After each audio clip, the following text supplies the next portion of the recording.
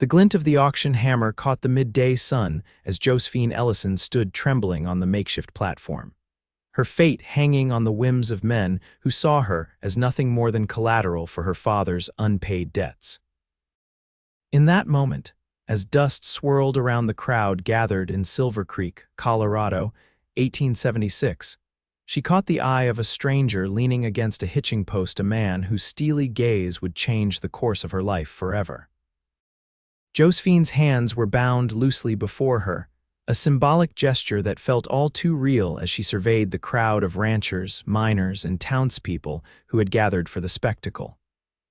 Her father's gambling debts had finally caught up with them both, but she was the one paying the price. At 22, with no family left but a father who had fled in the night, she stood alone against the harsh realities of frontier justice. $500, called a portly man from the crowd, his voice thick with whiskey and something darker that made Josephine's skin crawl. For a fine young woman to keep house. $600, countered another, a silver-haired rancher whose reputation for cruelty to his workers was well known throughout the territory. Sheriff Thomas Wilkins, who was overseeing the auction with obvious distaste, cleared his throat. Gentlemen, this proceeding is to settle the debt of Gerald Ellison to the First Bank of Silver Creek and various private parties. The sum owed is $1,800. Josephine closed her eyes, willing herself not to cry. She had been raised to be strong, had weathered the loss of her mother, the decline of their once prosperous ranch, and her father's descent into gambling and drink. But she had never imagined it would come to this, being sold to pay a debt, like a piece of livestock. $1,000, came a new voice, steady and deep as thunder rolling across the plains. The crowd parted, and Josephine's eyes found the source. A tall man with broad shoulders and sun-bronzed skin stepped forward. He wore simple clothes, a worn leather vest over a cotton shirt, dusty jeans, and boots that had seen their fair share of trails. A Colt revolver hung low on his hip, and his dark hat shadowed eyes that hadn't left Josephine's face since he'd spoken. "Drake Quincy," someone whispered in the crowd, and the name rippled outward like a stone dropped in still water. Sheriff Wilkins nodded at the newcomer. "Bids at $1,000. Do I hear 1,500? The portly man called, his face flushing with anger or desire, perhaps both. Drake Quincy didn't flinch. He stepped closer to the platform, removing his hat to reveal dark hair that caught the sunlight. "Sheriff, I'd like to make a different kind of offer." The sheriff frowned. "This isn't a negotiation, Quincy. Perhaps it should be." Drake's gaze remained locked with Josephine's, and she found herself unable to look away from the intensity she saw there. "I'll pay the debt in full. $1,800. A murmur ran through the crowd. Such a sum was substantial, even for a successful rancher or businessman. "And if I don't have it all in cash," Drake continued, raising his voice slightly to be heard over the whispers, "I'll work it off. My labor's worth more than gold to this town, and you know it, Sheriff. I've broken more horses and driven more cattle than any 3 men here. I'll sign a contract if need be." Sheriff Wilkins hesitated, looking between Drake and the bank representative who stood nearby. "Mr. Hollister, the bank is the primary creditor here." Archibald Hollister, the thin, pinch-faced manager of Silver Creek's only bank, stepped forward with a frown. "We require immediate settlement, not promises of labor." "Then I'll give you what I have now," Drake said, reaching into his vest to produce a leather pouch that clinked heavily as he tossed it to the sheriff. "There's $1,200 there. The rest I'll have by week's end, or I'll work it off at fair wages." Josephine watched the exchange with her heart in her throat. This man, this stranger, was offering to pay her father's debt, to save her from a fate that had seemed inevitable just moments before. But why? What would he expect in return? As if reading her thoughts, Drake turned back to her. "Miss Ellison, I make this offer with no expectations. You'll be free to go where you please once the debt is settled. You have my word on that." The sincerity in his voice stirred something in Josephine, the first flicker of hope she'd felt in weeks. Sheriff Wilkins counted the money from the pouch, then consulted briefly with Hollister. After what seemed an eternity, he nodded. "The bank agrees to Mr. Quincy's terms, with the remaining $600 due within 7 days.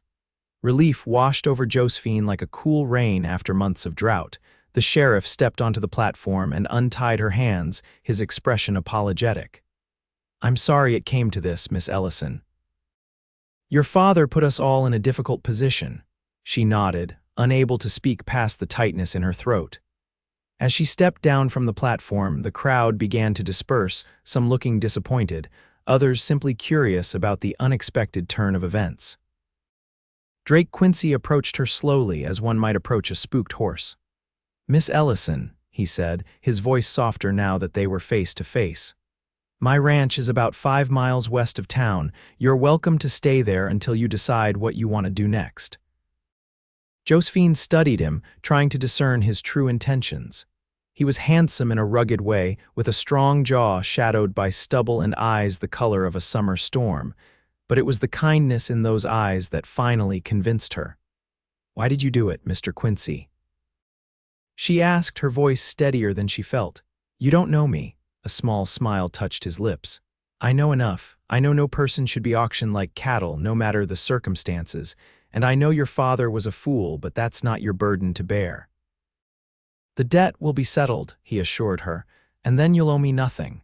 Josephine nodded, grateful beyond words. "Thank you, Mr. Quincy." "Drake," he corrected gently. "If you're going to be staying at my ranch, even temporarily, we might as well use our given names." "Drake," she repeated, and for the first time that day she managed a genuine smile. "I'm Josephine." "I know," he said, and something in his tone made her wonder if perhaps he had known more about her than he'd let on. "My horse is this way if you're ready to go." As they walked toward the hitching post, where a magnificent black stallion stood waiting, Josephine couldn't help but notice the glances and whispers that followed them. Her reputation in Silver Creek had likely been irreparably damaged by today's events, but at least she had avoided the worst fate. "Don't mind them," Drake said quietly. "People will talk regardless of what we do." "I suppose you're right." She watched as he untied his horse, admiring the gentle way he handled the powerful animal. "What will people think, though, about me staying at your ranch?" Drake helped her mount the horse, then swung up behind her with practiced ease. "I'm more concerned with what's right than what people think, but if it eases your mind, Mrs. Abernathy, my housekeeper, lives at the ranch too. She's been with me since I first came to Colorado." The solid warmth of him at her back was reassuring rather than threatening as they rode out of town. Josephine had grown up around horses and ranches, but it had been years since she'd ridden, and never like this sharing a saddle with a man who was still largely a stranger. "Your father," Drake said after they had left the town behind. "Where did he go?" Josephine sighed, the pain of her father's betrayal still fresh. "I don't know. I woke up 3 days ago and found a note saying he was going to seek his fortune in the gold fields near Durango. He took what little money we had left." Drake was quiet for a moment, "and left you to face his creditors alone." "Yes." The single word contained all the hurt and anger she had been holding back. "I'm sorry," he said simply, and she believed him. They rode in silence for a time, the rhythmic sound of the horses' hooves on the dusty trail soothing Josephine's frayed nerves. The landscape opened up around them, rolling hills dotted with scrub brush and the occasional stand of pines, with the distant mountains rising purple against the clear blue sky. "It's beautiful out here," she murmured, almost to herself. "It is," Drake agreed. "That's what drew me to this part of the country, that and the chance to build something of my own." "How long have you had your ranch?" "Going on 5 years now. Started with just a few acres and a handful of cattle. It's grown since then." There was pride in his voice, the satisfaction of a man who had worked hard for what he had. Josephine understood that feeling. She had once felt the same about her family's ranch before her father's poor decisions had whittled it away. As they crested a hill, Drake's ranch came into view in the valley below. It was larger than Josephine had expected, a sprawling main house built of sturdy logs, several outbuildings, corrals filled with horses, and pastures where cattle grazed. A creek wound through the property, its banks lined with cottonwoods that provided welcome shade. "Welcome to the Raven Q," Drake said, using the brand name that was burned into a wooden sign above the gate. "It's not fancy, but it's home." "It's wonderful." Josephine said honestly, taking in the peaceful scene. After the tension and humiliation of the auction, the ranch seemed like an oasis of calm. They rode past the corrals where several ranch hands paused in their work to wave or tip their hats. Drake returned their greetings with a nod but didn't stop to make introductions. Josephine was grateful. She wasn't ready to explain her presence to strangers. At the main house, a plump, gray-haired woman in an apron emerged onto the porch, wiping her hands on a towel. Her eyebrows rose at the sight of Josephine, but her smile was welcoming. "Mrs. Abernathy," Drake called as he dismounted, then reached up to help Josephine down. "We have a guest who will be staying with us for a while." The older woman came down the steps, her keen eyes taking in Josephine's simple dress and the weariness that must have been evident on her face. "About time we had a lady visit," she said warmly. "This place could use a feminine touch beyond what these rough men will tolerate from an old widow." Drake made the introductions, and Mrs. Abernathy immediately took Josephine under her wing. "You come in and have some tea while I prepare a room for you. You look like you could use a moment's peace." As the housekeeper led her inside, Josephine glanced back at Drake, who stood holding his horse's reins, watching them go. Their eyes met briefly, and she tried to convey her gratitude in that look. He nodded once, understanding without words, then turned to lead his horse to the barn. The interior of the ranch house was surprisingly comfortable, solid furniture built for durability rather than show, but with touches that spoke of care. Braided rugs on the wooden floors, curtains at the windows, bookshelves filled with volumes that suggested Drake Quincy was more than just a cattleman. Mrs. Abernathy settled Josephine at the kitchen table and busied herself with the kettle. "Now, I don't mean to pry," she said, though her tone suggested otherwise, "but it's not every day the boss brings home a young lady." Josephine hesitated, uncertain how much Drake had told his housekeeper or how much she wanted to reveal. Before she could decide, Mrs. Abernathy waved a hand. "Never mind. Whatever the circumstances, you're welcome here. Drake Quincy is the finest man I've ever known, and if he's brought you to the Raven Q, he has his reasons." "He saved me," Josephine said softly, deciding that honesty was the best approach. "My father left debts and the bank they were going to auction me off to settle them." Mr. Quincy intervened. Mrs. Abernathy's face darkened. "Barbaric practice, should have been outlawed years ago. Well, you're safe now, dear. Drake won't let any harm come to you." As the older woman poured tea and set out a plate of fresh baked biscuits, Josephine found herself wondering about the man who had so unexpectedly become her benefactor. Who was Drake Quincy, really? And why had he risked so much for a woman he didn't know? The questions lingered in her mind as she followed Mrs. Abernathy upstairs to a small but pleasant bedroom overlooking the ranch yard. Through the window, she could see Drake in the corral, working with a spirited young horse. His movements were confident and gentle, coaxing rather than forcing the animal to trust him. Perhaps, Josephine thought, watching him, that was how he approached all of life's challenges, with patience and determination rather than brute force. She only hoped his kindness toward her wouldn't prove costly to him in ways neither of them had anticipated. The sun was setting over the western hills, painting the sky in brilliant hues of orange and purple, when Josephine heard a knock at her door. She had spent the afternoon resting and helping Mrs. Abernathy with dinner preparations, grateful for the normalcy of domestic tasks after the day's turmoil. "Josephine," Drake's voice came through the door, "dinner's ready if you'd like to join us." She opened the door to find him standing there, his hair damp from washing up, wearing a clean shirt. The transformation from the dusty cowboy she'd met in town to this more polished version was striking, though he maintained the same quiet confidence either way. "Thank you," she said. "I'd be happy to join you." He offered his arm, a gesture of old-world courtesy that seemed at odds with the frontier setting, but felt entirely natural coming from him. As they descended the stairs, Josephine couldn't help but notice the calluses on his hands and the small scars that spoke of years of hard work. "Mrs. Abernathy tells me you helped with dinner," he said. "It was the least I could do. She's been very kind." Drake smiled. She's taken a shine to you already. That's no small feat. She's particular about who she welcomes into her kitchen. The dining room was simple but inviting, with a long oak table that could seat at least a dozen. Tonight, only 3 places were set, though Josephine suspected the ranch hands usually joined them for meals. "I thought you might prefer a quieter dinner tonight," Drake explained, as if reading her thoughts. "The men are eating in the bunkhouse, Mrs. Abernathy brought out a hearty meal of roast beef, potatoes, and fresh vegetables from what must have been the ranch's kitchen garden. The food was delicious, and Josephine realized how hungry she was. She hadn't eaten since a meager breakfast before being taken to the auction. As they ate, Drake asked her about herself, where she had grown up, her interests, her dreams before circumstances had intervened.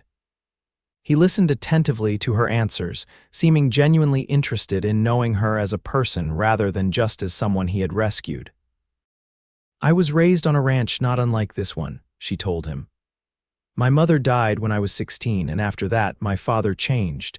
The ranch began to fail, and he turned to gambling to try to recover our losses." Drake nodded sympathetically. "It's a common enough story out here. The land can be unforgiving, and some men aren't equipped to face setbacks." "Were you always a rancher?" Josephine asked, turning the conversation away from her painful past.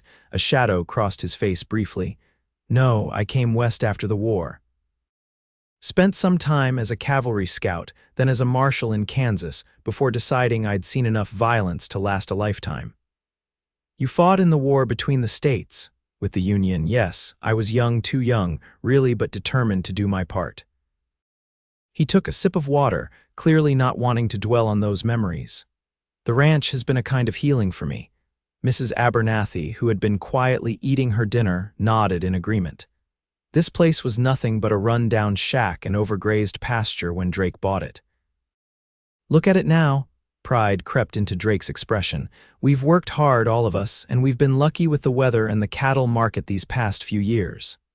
After dinner, Drake invited Josephine to join him on the porch. The night air was cool and fragrant with pine and sage, the sky above a vast canopy of stars. They sat in comfortable rocking chairs, the only sound the distant lowing of cattle and the chirping of crickets. "I want to be clear about something," Drake said after a while. "I meant what I said in town. Once your father's debt is settled, you're free to go wherever you choose. I don't expect anything from you in return for my help." Josephine studied him in the dim light from the lantern hanging by the door. "That's very generous, but I have to wonder why you would do this for a stranger." Drake was quiet for so long that she thought he might not answer.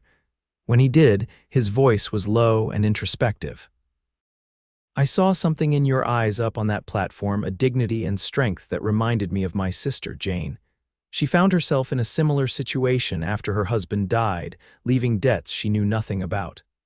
"What happened to her?" His hands tightened on the arms of the rocker. "She didn't have anyone to step in. The outcome was not good. She died 2 years later, worked to death by the man who bought her services to settle the debt." Josephine's heart ached for him. "I'm so sorry, Drake. I swore then that if I ever had the chance to prevent such a thing from happening to another woman, I would." He looked at her directly, his eyes reflecting the starlight. "So you see, in a way, I'm repaying a debt of my own."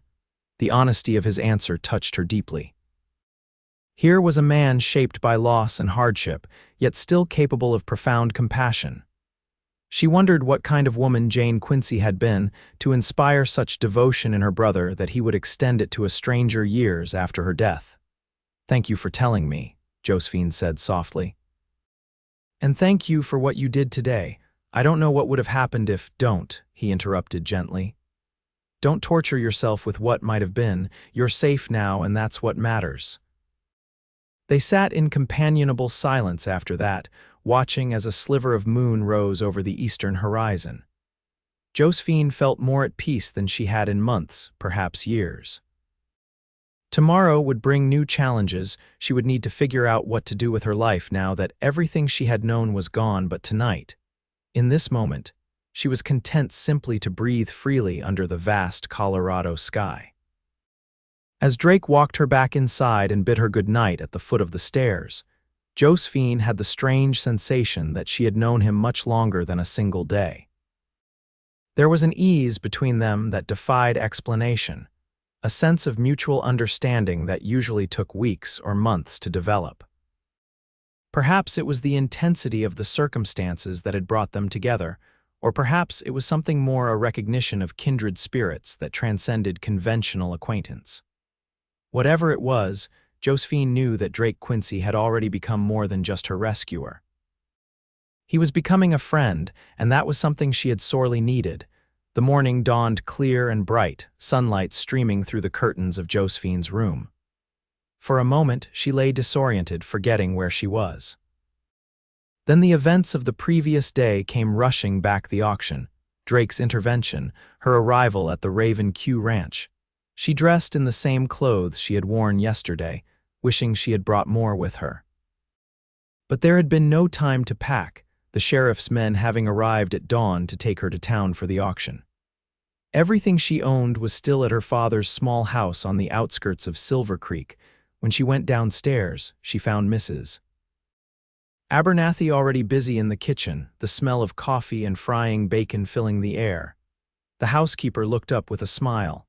"Good morning, dear. Did you sleep well?" "Better than I expected," Josephine admitted. "Can I help with breakfast? You can set the table." The men will be in soon, and they're always hungry as bears after morning chores. As Josephine arranged plates and cutlery on the long dining table, she heard the sound of boots on the porch and men's voices. A moment later, Drake entered, followed by half a dozen ranch hands of various ages. He spotted her immediately, and a smile warmed his face. "Good morning, Josephine. I hope you rested well." She nodded, suddenly self-conscious under the curious gazes of the ranch hands. Drake seemed to sense her discomfort and quickly made introductions. "Boys, this is Miss Josephine Ellison. She'll be staying with us for a while." He named each man in turn: Miguel, the foreman; brothers Sam and Will, who handled the horses; old Jake, who managed the cattle; young Ben, barely 18 and eager to learn; and Caleb, who kept the books and helped with everything else. The men were polite, tipping their hats and murmuring greetings, though Josephine could see the questions in their eyes. Drake offered no explanation for her presence, and they asked for none, respecting their boss's privacy in a way that spoke of their loyalty to him. Breakfast was a lively affair, with the men discussing the day's work and sharing stories. Josephine found herself drawn into their conversations, answering questions about her knowledge of ranching and horses. By the end of the meal, she felt more at ease, accepted for what she could contribute rather than questioned about her circumstances. As the men filed out to begin their work, Drake lingered behind. "I need to ride into town today," he told her. "I want to make arrangements for the rest of the money I owe the bank and, well, I thought you might want to collect some of your belongings from your father's house." Josephine's heart quickened at the thought of returning to Silver Creek so soon. "Won't people talk if they see me with you?" "People always talk," Drake said with a shrug. "But if you're worried about your reputation, Mrs. Abernathy can accompany us. She needs supplies anyway." The consideration behind his offer touched Josephine. He understood the precarious position she was in as a single woman staying at a bachelor's ranch, regardless of the circumstances that had brought her there. "Thank you," she said. "I would like to get my things, and having Mrs. Abernathy along would be proper." They set out an hour later, Drake driving a wagon with the two women seated beside him. The journey to town was pleasant, the morning air crisp and the scenery along the trail beautiful in the clear light. Mrs. Abernathy kept up a steady stream of conversation, telling Josephine about the history of the area and the people who lived there. When they reached the outskirts of Silver Creek, Drake turned the wagon down a narrow lane that led to a small clapboard house set back from the road. Josephine's heart tightened at the sight of the home where she had lived for the past 3 years since her father had sold their ranch. "It's not much," she said apologetically as Drake helped her down from the wagon. "It's where you lived," he replied simply. "That gives it value, Mrs. Abernathy stayed with the wagon while Drake accompanied Josephine to the door. She found the key where it was always hidden, under a rock beside the step, and let them in. The interior was sparse, but neat. Josephine had always prided herself on maintaining a clean home despite their reduced circumstances. There were few personal belongings visible, most having been sold over the years to pay for her father's gambling and drinking. "I won't be long," she told Drake, heading for her small bedroom at the back of the house. There wasn't much to pack: a few dresses, undergarments, a shawl her mother had knitted, a hairbrush and mirror that had been her grandmother's, and a small wooden box containing her most treasured possessions. Her mother's wedding ring, a pressed flower from her 16th birthday, and a daguerreotype of her parents on their wedding day. As she gathered these things into a carpet bag, she heard Drake moving about in the main room. When she emerged, she found him examining a small painting that hung above the fireplace, a landscape of the mountains at sunset that her mother had painted long ago. "This is beautiful," he said, turning to her. "Did your mother paint it?" Josephine nodded, surprised that he had guessed. "How did you know? You mentioned yesterday that she taught you to appreciate beauty in simple things. That seems like something an artist would teach." He gestured to the painting. "Would you like to bring it with you? It might make the ranch feel more like home." The thoughtfulness of his suggestion brought unexpected tears to her eyes. "Yes, I would, thank you." Drake carefully removed the painting from the wall and wrapped it in a piece of cloth he found in the kitchen. As he did so, Josephine noticed a letter on the table that hadn't been there 3 days ago when she was taken away. She picked it up, recognizing her father's handwriting on the envelope. With trembling fingers, she opened it and read, "Josephine, by the time you read this, I'll be well on my way to Durango. I know what I've done is unforgivable, leaving you to face the consequences of my mistakes. I convinced myself that I would strike it rich in return to pay off all our debts and give you the life you deserve. But the truth is, I'm a coward who couldn't bear to see the disappointment in your eyes any longer. The sheriff knows about the auction. I'm sorry, daughter." "More sorry than I can say. Your father, Gerald." The paper crumpled in Josephine's hand as anger and grief overwhelmed her. After all she had done for him, keeping house, nursing him through illness, defending him to townspeople who had written him off as a drunk, this was how he repaid her loyalty. Drake crossed the room to her side, concern etched on his face. "Bad news, not news," she said bitterly. "Just confirmation of what I already knew. My father abandoned me deliberately, knowing exactly what would happen." Drake's jaw tightened, but he didn't offer empty consolation. Instead, he placed a gentle hand on her shoulder. "Some men don't deserve the devotion their children give them." "No, they don't." She straightened her shoulders, tucking the letter into her pocket. "I'm ready to go now. There's nothing else here that matters to me." They returned to the wagon where Mrs. Abernathy waited, and Drake secured Josephine's bag and the wrapped painting in the back. As they prepared to head to town, a rider approached from the direction of Silver Creek. Sheriff Wilkins, his expression grave. "Quincy," he called, reining his horse to a stop beside the wagon. "Miss Ellison, I've been looking for you." Drake's posture tensed slightly. "Is there a problem, Sheriff?" Wilkins removed his hat, turning it in his hands, a gesture that immediately put Josephine on alert. "I'm afraid there is." "The bank's reconsidered your arrangement, Quincy. Hollister says it's cash in full by tomorrow noon or the deal's off." Josephine felt the blood drain from her face. "But that's not fair. You agreed to Drake's terms yesterday." "I know, Miss Ellison, and I'm sorry. But Hollister's claiming he only agreed under duress, with the crowd watching and all." The sheriff looked genuinely regretful. "He's within his legal rights to insist on full payment according to the original terms of your father's loan." Drake's expression had turned to granite, his eyes cold. "Hollister's changing the terms because he knows I don't have the full amount in cash right now."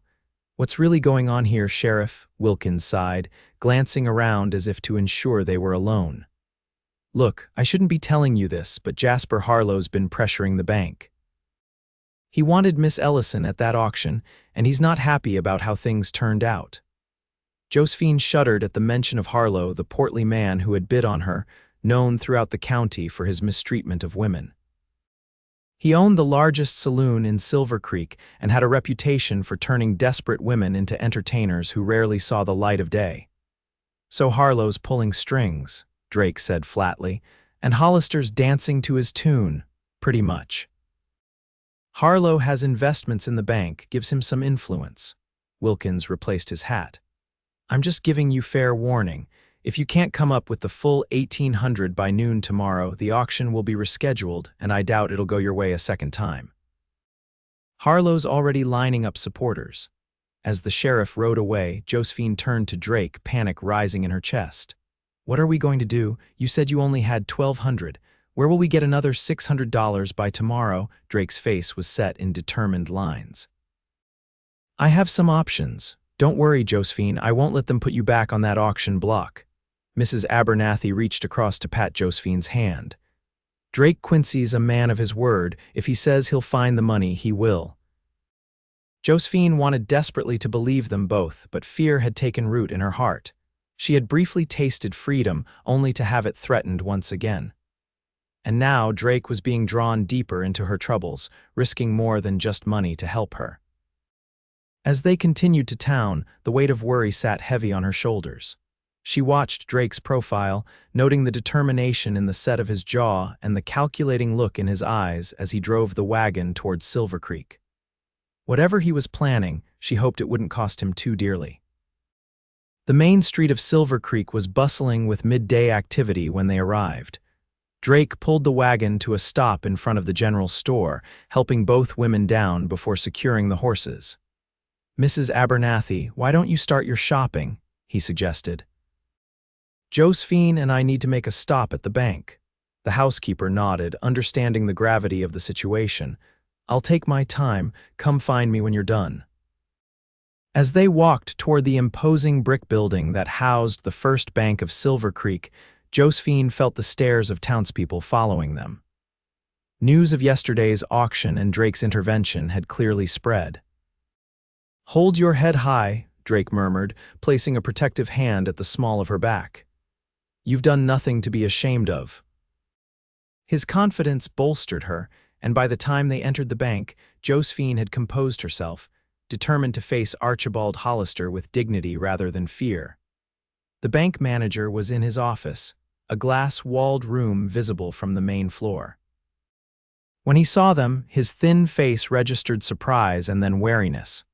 He rose from his desk and came out to meet them, straightening his waistcoat nervously.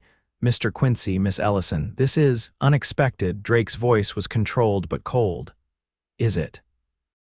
I thought the sheriff would have informed you he found us. Hollister glanced around at the other customers and lowered his voice. Perhaps we should discuss this in my office.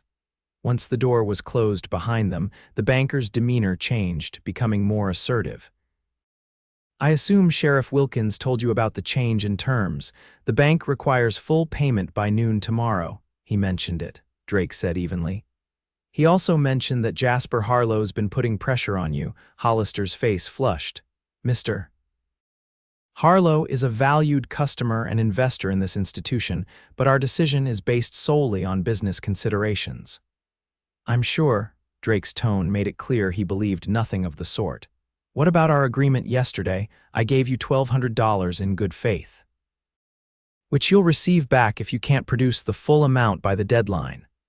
Hollister shuffled some papers on his desk, avoiding their eyes. The original agreement was made under unusual circumstances. Josephine couldn't contain her anger any longer. You mean it was made in public, where people could see your attempt to sell a human being to settle a debt? Is that the unusual circumstance, Mr. Hollister? The banker's face reddened further. Your father borrowed money with full knowledge of the consequences of default, Miss Ellison. The terms were clearly stated in the loan agreement. May I see this agreement? Drake asked suddenly. Hollister hesitated, then pulled a document from a drawer. It's all perfectly legal, I assure you. Drake took the paper and read it carefully, his expression unchanging. When he handed it back, there was a gleam in his eye that hadn't been there before. Interesting. The agreement specifically states that in case of default, Gerald Ellison's property would be forfeit. It doesn't mention his daughter. His property includes no, Drake cut him off sharply. The law doesn't recognize people as property, not since the 13th Amendment. What you attempted yesterday was illegal, and we both know it. You were counting on Miss Ellison's ignorance and desperation to get away with it. Hollister's face went from red to white. "Are you threatening me, Quincy?" "Not at all. I'm simply pointing out that if word got back to the territorial governor about a bank auctioning off a young woman to settle a debt, it might raise some difficult questions. Questions that could lead to investigations, possibly even criminal charges." The room fell silent as Hollister absorbed the implied threat. Josephine watched the banker's face, seeing the moment when calculation replaced indignation. "What exactly are you proposing, Mr. Quincy?" he asked finally. "I'll pay the remaining $600 within 30 days, as we originally agreed. In return, you'll sign a document confirming that Miss Ellison has no obligation to her father's debts, and you'll keep Jasper Harlow out of the matter entirely." Hollister drummed his fingers on the desk, clearly weighing his options. After a long moment, he nodded curtly. "Very well, 30 days, but not a day more, Quincy, or I'll foreclose on whatever collateral you're offering." "My word is my collateral," Drake said firmly. "Ask anyone in this county if Drake Quincy has ever broken a promise." The banker couldn't meet his gaze. "I'll have the papers drawn up. Come back in an hour to sign them." As they left the bank, Josephine felt light-headed with relief. "I can't believe you did that," she whispered once they were outside. "You called his bluff." Drake's face relaxed into a smile. "It wasn't entirely a bluff. What they tried to do to you was wrong, both legally and morally. Hollister knows it. But now you have to find $600 in 30 days. That's still a considerable sum. I have some cattle I was planning to drive to market next month. I'll just move up the timeline." He guided her toward the general store where Mrs. Abernathy was shopping. "Don't worry about the money, Josephine. It's just money." She stopped in the middle of the sidewalk, causing him to turn back to her. "It's not just money to me, Drake. It's my freedom, my life, and you're risking so much for a woman you barely know." His expression softened as he looked at her. "I'm getting to know you better every hour, Josephine Ellison, and what I'm seeing tells me you're worth every penny and more." Something fluttered in Josephine's chest at his words, a feeling she hadn't experienced in years. Not since she was a young girl with dreams that hadn't yet been crushed by harsh reality. It was hope, yes, but something else too, a warmth that spread through her whenever Drake looked at her with those steady gray eyes. She realized with a start that she was beginning to care for him, not just as her rescuer, but as a man, a good man with principles and courage and unexpected gentleness. The revelation was both thrilling and terrifying. She was in no position to entertain such feelings, not when her life was in such turmoil. And yet, as they continued toward the general store, Josephine couldn't help but steal glances at Drake's profile, wondering if perhaps, against all odds, he might be starting to care for her too. The next 3 weeks passed in a blur of activity at the Raven Q Ranch. True to his word, Drake organized a cattle drive to the railhead at Denver, taking his best steers to market earlier than planned. He left Miguel in charge of the ranch and took Sam, Will, and Caleb with him, promising to return within 10 days. During his absence, Josephine found herself settling into life at the ranch in ways she hadn't expected. Mrs. Abernathy welcomed her help in the kitchen and around the house, and she discovered that keeping busy helped quiet the anxiety that still plagued her about her uncertain future. She also spent time with the horses, particularly a gentle mare named Daisy that Drake had told her she was welcome to ride. Years of living in town had made her rusty in the saddle, but the old skills quickly returned, and she found joy in early morning rides around the property. When she wasn't helping Mrs. Abernathy or riding, Josephine explored the ranch house, particularly Drake's study. It was a comfortable room lined with bookshelves that revealed his wide-ranging interests: history, law, literature, and practical guides to ranching and animal husbandry. She borrowed books to read in the evenings, feeling closer to understanding the complex man who had come to her rescue. On the 8th day after Drake's departure, Mrs. Abernathy found Josephine in the study, examining a framed map of Colorado territory on the wall. "He should be back tomorrow or the day after," the housekeeper said, correctly guessing the direction of Josephine's thoughts. "The cattle prices are good this time of year. He'll have your debt settled with plenty to spare." Josephine turned from the map with a smile. I wasn't worried about that. I was just... She hesitated, unsure how to express the mixture of anticipation and nervousness she felt at the thought of seeing Drake again. Mrs. Abernathy's eyes twinkled knowingly. Just missing the master of the house, that's natural enough. He has that effect on people, makes them feel safe, valued. Yes, he does, Josephine agreed softly. I've never met anyone quite like him. The older woman nodded, settling into one of the leather chairs by the fireplace. Drake Quincy is unique, that's certain. Do you know, when I first met him, he was barely more than a boy, for all that he'd already seen war and worked as a lawman. He came to my boarding house in Denver, looking for a meal and a bed for the night. I could tell right away he wasn't like the other rough men who passed through. Josephine sat in the chair opposite, eager to hear more about Drake's past. How was he different? He had manners, for one thing, and eyes that saw people really saw them.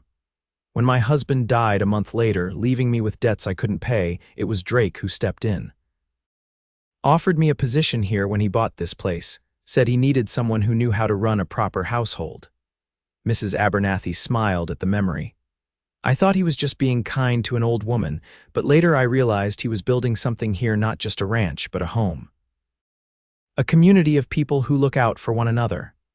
He seems to make a habit of rescuing people in difficult circumstances, Josephine observed. Perhaps, but he's not a saint, dear. He's a man with his own sorrows and regrets. The war left scars on him that go deeper than the one on his shoulder. Mrs. Abernathy leaned forward slightly. He doesn't talk about it much, but I've heard him in the night sometimes, when the memories come back in dreams. Josephine thought of the quiet strength Drake displayed, the control he maintained even when facing down men like Hollister. How much did that control cost him? What battles did he still fight in the privacy of his own mind? I want to help him, she said suddenly. He's done so much for me, and I've given nothing in return. Mrs. Abernathy patted her hand. You've given more than you know. I haven't seen him so animated, so purposeful in years. Having you here has awakened something in him, something I'd feared was lost forever after Jane died. Before Josephine could respond, they heard the sound of hoofbeats in the yard. Mrs. Abernathy rose and went to the window. Well, speak of the devil, they're back early and from the looks of it with good news.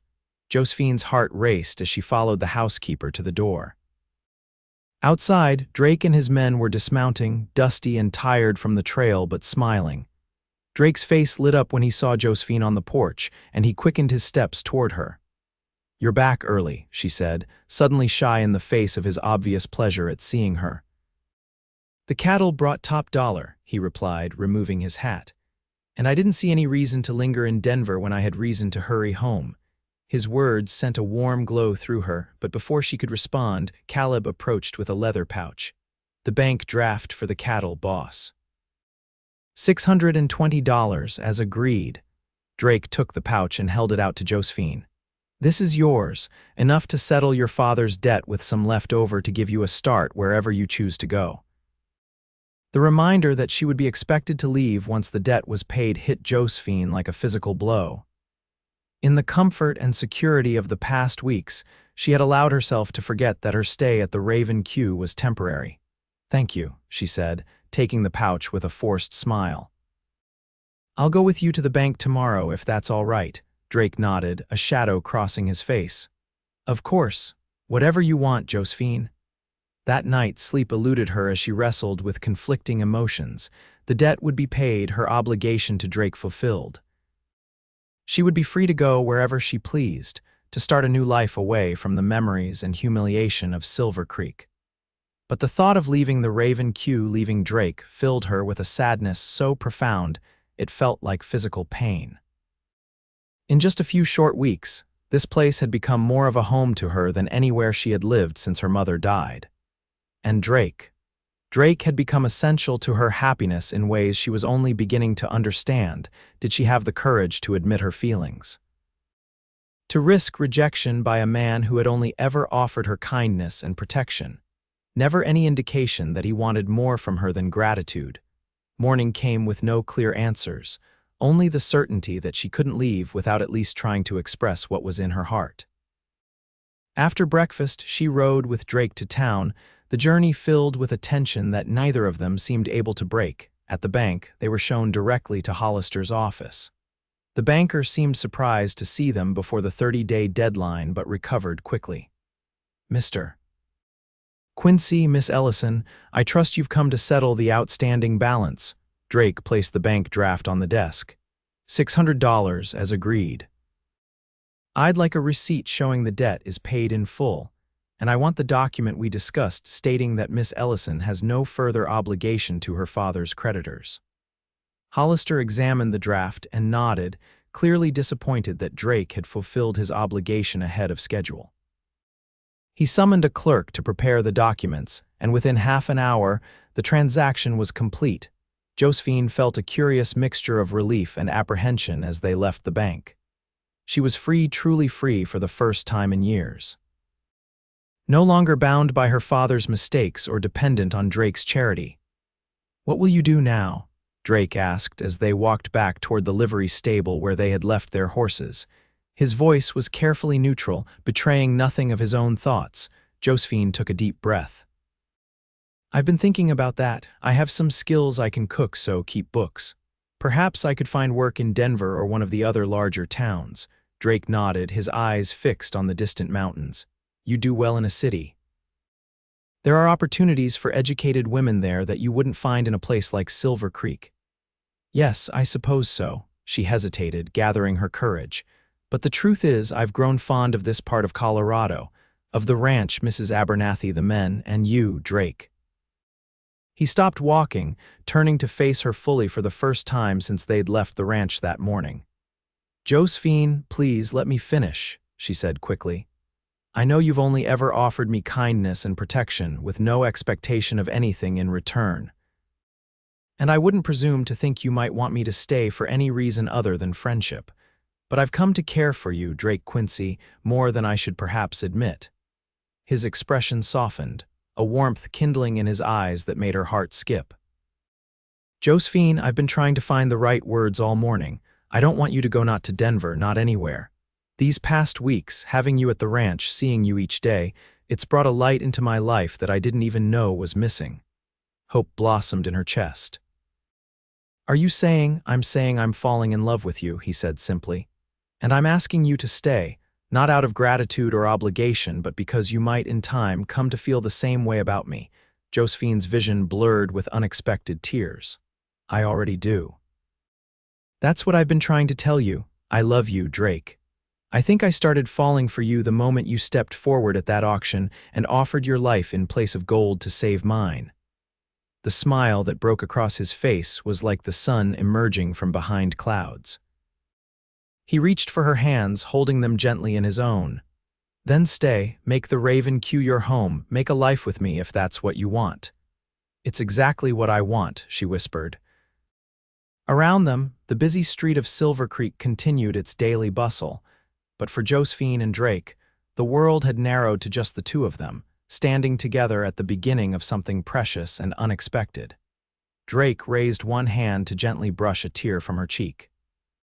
"May I kiss you, Josephine Ellison?" She nodded, her heart so full it might burst. "Yes, please do." His lips met hers in a kiss that was tender and reverent, a promise of all that might lie ahead for them. When they parted, Josephine saw in his eyes the same wonder and joy that she felt in her own heart. "Let's go home," Drake said, offering his arm. "Our home." As they rode back to the Raven Q that afternoon, Josephine felt as though she was seeing the landscape with new eyes. The rolling hills, the distant mountains, the clear blue sky, all of it seemed more vibrant, more alive, because it was now part of a future she would share with Drake. They were met at the ranch by Mrs. Abernathy, who took one look at their faces and broke into a knowing smile. "Well, it's about time," she said, ushering them inside. "I was beginning to wonder if I'd have to lock you two in the root cellar until you came to your senses." Drake laughed, a sound of pure happiness that made Josephine's heart swell. "No need for such drastic measures, Mrs. A. Josephine has agreed to stay. Stay permanently, I hope?" the housekeeper asked, looking between them expectantly. Josephine glanced at Drake, who nodded encouragingly. "Yes," she confirmed. "Drake has asked me to make my home here with him." Mrs. Abernathy clapped her hands together. Thank the Lord. This house needs a mistress, and this man needs a wife who will keep him from working himself into an early grave. When's the wedding to be? Drake coughed, a flush creeping up his neck. We haven't gotten quite that far in our discussions yet, Mrs. A. Well, don't dawdle too long. At my age, a person doesn't have forever to wait for these things. She bustled off to the kitchen, calling over her shoulder, I'll make a special dinner to celebrate. Alone in the front hall, Drake turned to Josephine with an apologetic smile. She can be rather forward, but she means well. I know. Josephine stepped closer to him, emboldened by the events of the day. And she's not wrong. About the wedding, I mean. Drake's eyes widened slightly. Josephine, I don't want you to feel rushed. We have time. I've had nothing but time these past weeks to think about what I want, she interrupted gently. And it's you, Drake Quincy, a life with you. I don't need more time to be sure of that. His face softened with emotion. Then marry me, Josephine, be my wife, my partner in everything.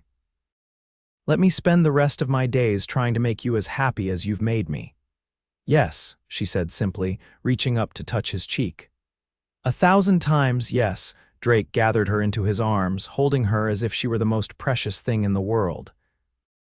And to him, she was the woman who had awakened his heart, who had brought purpose and joy back into his life when he had resigned himself to solitude. For Josephine, the circle felt complete. From the darkest moment of her life, standing on that auction block, her future in the hands of strangers had come the greatest blessing she could have imagined. A man who valued her for exactly who she was, who offered his life and his heart as if they were worth more than all the gold in Colorado. And to her they were. 6 months later, on a perfect spring day, Josephine stood before the mirror in what was now her and Drake's bedroom, adjusting the simple white dress she had made for their wedding. Mrs. Abernathy bustled around her, fussing with the flowers in her hair and dabbing at her own eyes with a handkerchief. You look beautiful, my dear, the older woman said, stepping back to survey her handiwork. Drake won't be able to take his eyes off you. Josephine smiled, smoothing the fabric of her dress nervously. I can hardly believe this day is finally here. Sometimes I'm afraid I'll wake up and find it was all a dream. Not a dream, Mrs. Abernathy assured her, though I'd say it's something of a miracle how things turned out. From that awful auction to this, a proper wedding with the whole county coming to celebrate. It was true. In the months since Drake had paid off her father's debt, Josephine's standing in the community had transformed.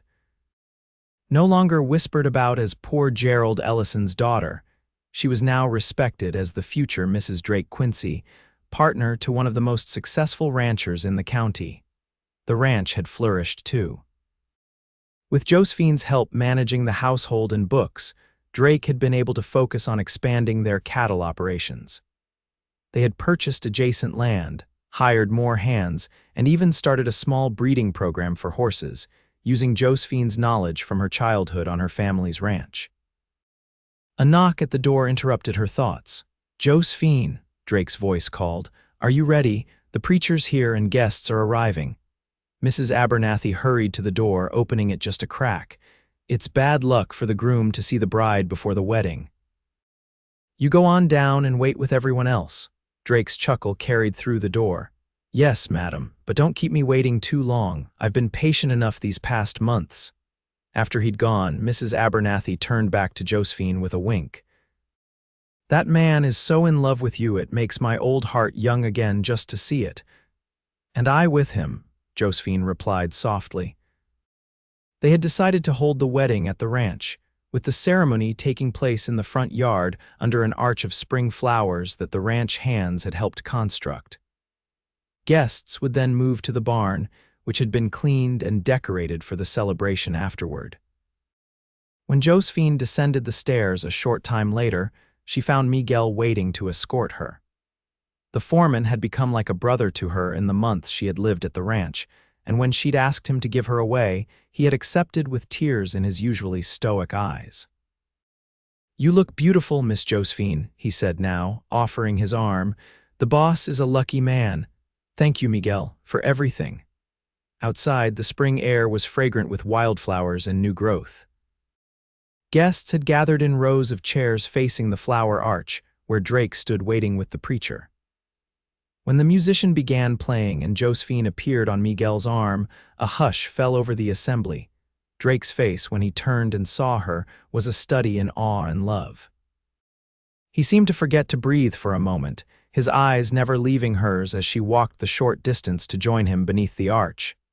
"You're the most beautiful thing I've ever seen," he whispered as Miguel placed her hand in his. The ceremony itself was brief but heartfelt.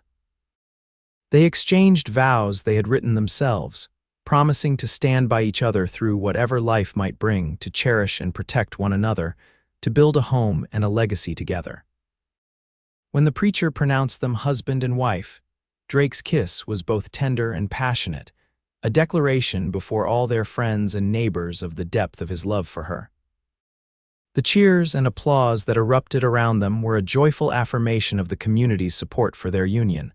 The celebration afterward lasted well into the evening. There was feasting, dancing, laughter, and more than a few happy tears.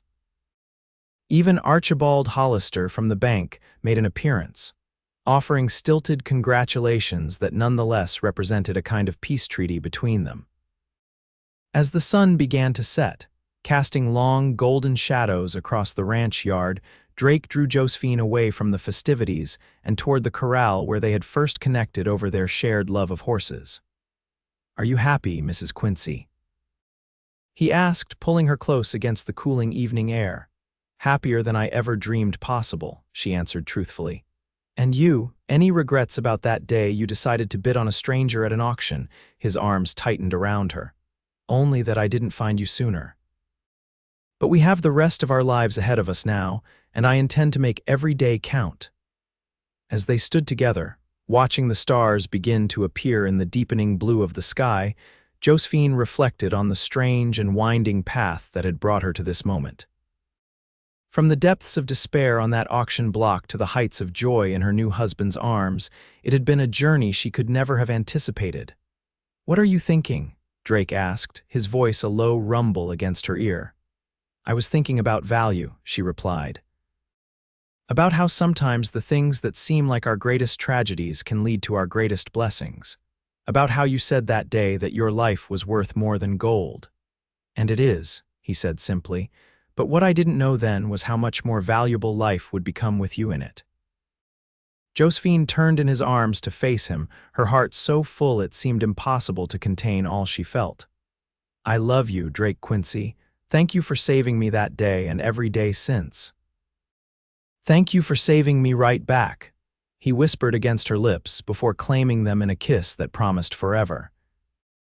In the years that followed, the Raven Q Ranch became known throughout Colorado territory not just for its fine cattle and horses, but for the couple who ran it, a partnership built on respect, love, and a shared vision of what their life together could be. They weathered droughts and harsh winters, celebrated bountiful harvests and the birth of their children, and never once forgot the unusual circumstances that had brought them together. And sometimes, on quiet evenings when the children were asleep and they sat together on the porch watching the stars, Josephine would remind Drake of the words he had spoken that fateful day. "My life pays more than gold." Words that had changed everything, that had set them both on a path to a love more precious than any treasure.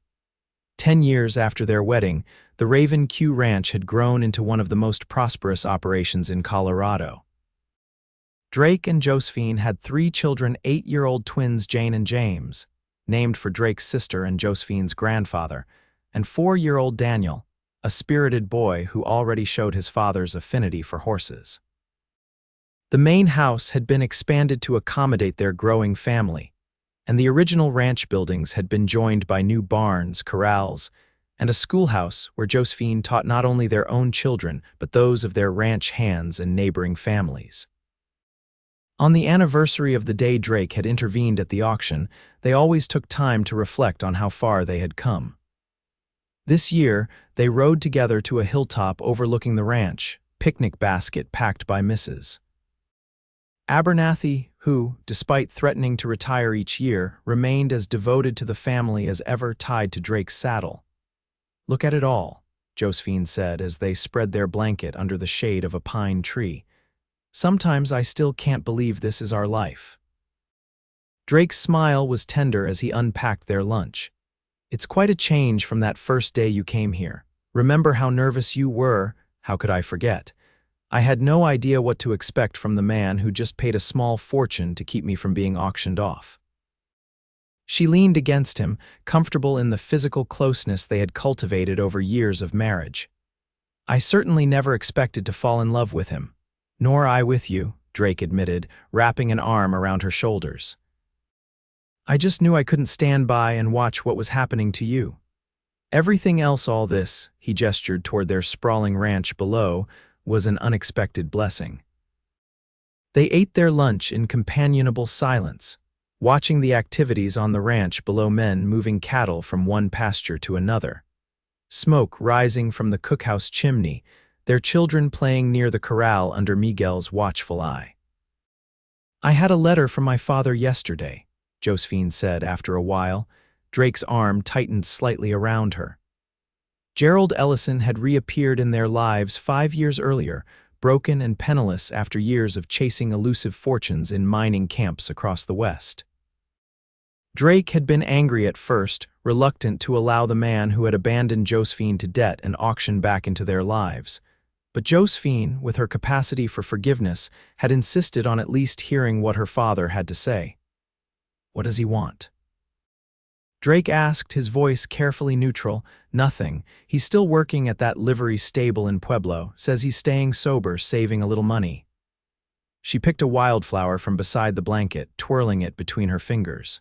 He asked about the children. Drake was quiet for a moment, considering. "Do you want him to visit again? It's been almost a year since we saw him." Josephine looked up at her husband, loving him all the more for his willingness to set aside his own feelings about Gerald Ellison for her sake. "I was thinking perhaps at Christmas, if you don't mind. The children enjoyed meeting their grandfather and he seems genuinely remorseful about the past." "Then Christmas it is," Drake agreed. "People can change given the chance. Your father seems to be trying at least. Thank you." She leaned up to kiss him, grateful yet again for his understanding and support. "You know, despite everything, I can't bring myself to regret what happened. If my father hadn't left those debts, if there hadn't been that awful auction, we might never have met," Drake finished for her. "I've thought the same thing many times. It's strange how the worst moments of our lives can lead to the best." As the afternoon sun began its descent toward the western mountains, they packed up their picnic and mounted their horses for the ride back to the ranch. Halfway down the hillside, Drake pulled his horse alongside Josephine's, reaching across to take her hand. "Race you to the creek," he challenged, a boyish grin lighting his face. Josephine laughed, the sound carrying on the clear air. "You know Daisy and I will win, we always do." "I live in hope," Drake replied, eyes twinkling. On 3, 1, 2, but Josephine had already urged her mare forward, calling over her shoulder, "You'll have to be quicker than that, Mr. Quincy." Drake's laughter joined hers as he spurred his horse after her, the two of them racing across the pasture like much younger versions of themselves, free and joyful in their shared life. From the corral, their children spotted them and began calling and waving. Josephine reined in her horse as they approached, Drake close behind her. "Mama won again," Jane observed with a giggle as her parents dismounted. "Your mother always wins," Drake said with a wink at his daughter. "That's why I married her, so her victories could be mine too." "That's not what you told me," James piped up.